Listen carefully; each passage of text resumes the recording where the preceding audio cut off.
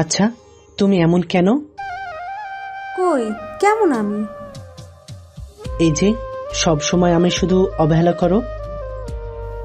কই, আমি তোমায় অবহেলা করছি?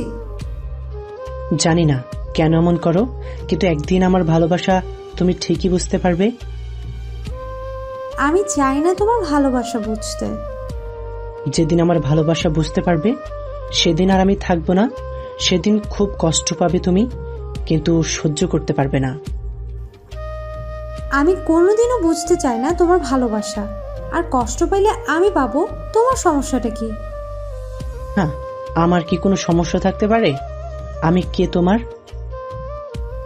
তুমি যে আমার কেউ না সেটা অনেক আগেই তোমাকে আমি বারবার বলেছি, তবুও কেন তুমি আমাকে বারবার ডিস্টার্ব করো? হ্যাঁ বলেছ। আচ্ছা ঠিক আছে, আর কখনো ডিস্টার্ব করব না তোমাকে।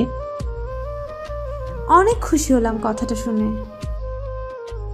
তোমাকে এই খুশি আমি সারা জীবন দিয়ে যাব। আর কিছু বলার আছে তোমার? আমার কি আর কিছু বলার থাকতে পারে? কিছুই বলার নেই। ঠিক আছে, আমি তাহলে আসি। উত্তরের অপেক্ষা না করেই মিম চলে গেল। আয়ান মিমের দিকে তাকিয়ে আছে আর ভাবছে, মিম তো এমন ছিল না, কেন এমন করতেছে মেয়েটা? আয়ান তো মিমকে কম ভালোবাসে না। মিম চলে যাচ্ছে, একবারও পিছে ফিরে তাকাচ্ছে না, কোনো পিছুটান নেই তার। কিন্তু এই মিমই একসময় আয়ানের জন্য পাগল ছিল। আজ সেই মিমের কি হয়েছে যে আয়ানকে সে এত অবহেলা করছে? আয়ান এগুলো ভাবছে, আর সেই বটগাছটার নিচে বসে আছে, যে জায়গাটা তাদের দুজনের পছন্দের একমাত্র জায়গা। এই বটগাছটাই তাদের ভালোবাসার সাক্ষী, এখানেই তারা দেখা করত।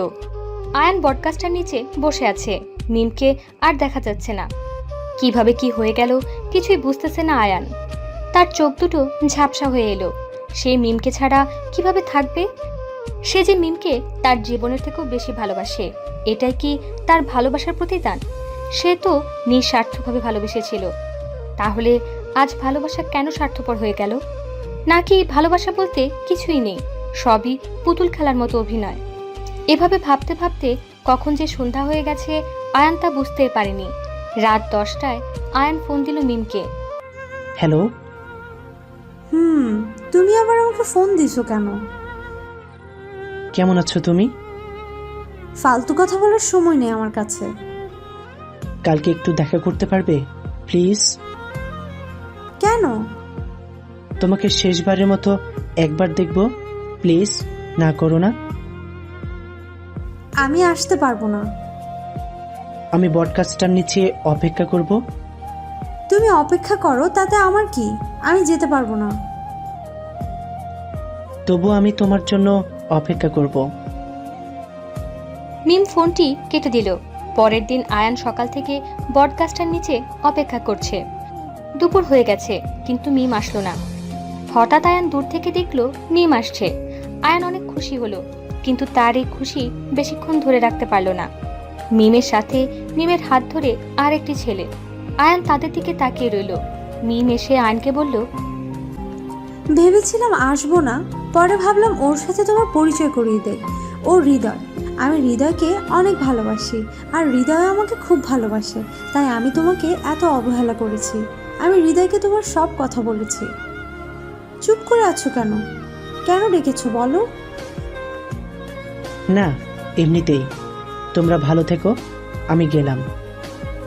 আচ্ছা, ভালো থেকো, বাই। বাই।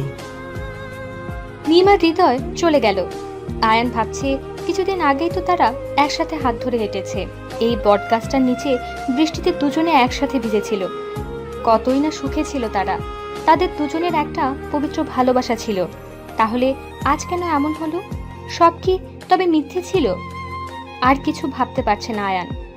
তবে সে সারা জীবন মিমকে ভালোবেসে যাবে, আর অপেক্ষায় বসে থাকবে সেই দিনটার, যদি আবার কখনো ফিরে আসে মিম। আবার তার হাত ধরে একসাথে হাঁটবে, একসাথে বৃষ্টিতে ভিজবে।